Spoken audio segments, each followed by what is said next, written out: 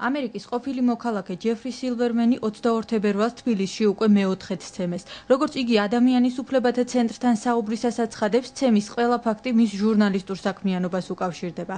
მისი დევნა კი შინაგან საქმეთა სამინისტროსა და უშუალოდ მინისტრის ვანო მერაბიშვილის ორგანიზებულია.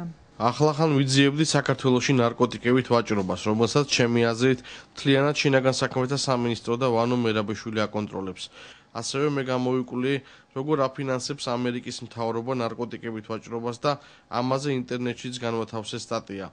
უფრო ადრე მე ვიძიებდი სამეგრელოში, ხურჩაში მოხდარ ინციდენტს. ახლა ამ ინციდენტზე არავინ ლაპარაკობს.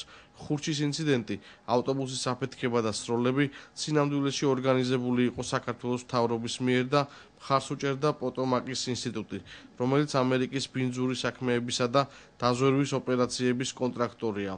თანაც იმ დროს იქ ადგილობრივ არჩევნებს აყალბებდნენ და ხალხს სცემდნენ. მოკლედ, მთავრობაზე მსგავს ინფორმაციებს ხშირად ვაქვეყნებ, ვწერ იმას, რისი მოსმენაც მთავრობას არ სურს. ჯეფრი სილვერმენი საქართველოში 1991 წლის ოქტომბრიდან ცხოვრობს. ყავს ქართველი მეუღლე და აქვს ძველი ქართული პასპორტი. როგორც თავად აცხადებს, საქართველოში ჟურნალისტური საქმიანობითაა დაკავებული და ძირითადად იარაღისა და ნარკოტიკის უკანონო ვაჭრობის ფაქტებს იძიებს. წარმოშობით რაკი ამერიკელია, ჯეფრი სილვერმენი დახმარებას ამერიკის საელჩოს თხოვს და საყვედურსაც გამოთქვამს, რომ აქამდე საელჩო ვერაფრით დაეხმარა. პირველად როცა მცემეს, 47 ნაკერი მქონდა თვალთან. ამერიკის საელჩო მაშინაც არ დამეხმარა. არადა საქართველოში ამერიკელს არავინ სცემს, თუ ეს ვიღაცას არ უნდა და ამის მოთხოვნა არ არის. ერთხელ წამიყვანე შინაგან საქმეთა სამინისტროში, ვაჟა-ფშაველაძე, ეგრეთ წოდებული მოდულის შენობაში.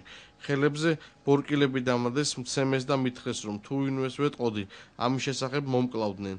მე იქიდან ამერიკის საელჩოში მივედი და ნაიარევი ვაჩვენე. მათ კი მითხრეს, რომ ვერაფერს ხედავდნენ.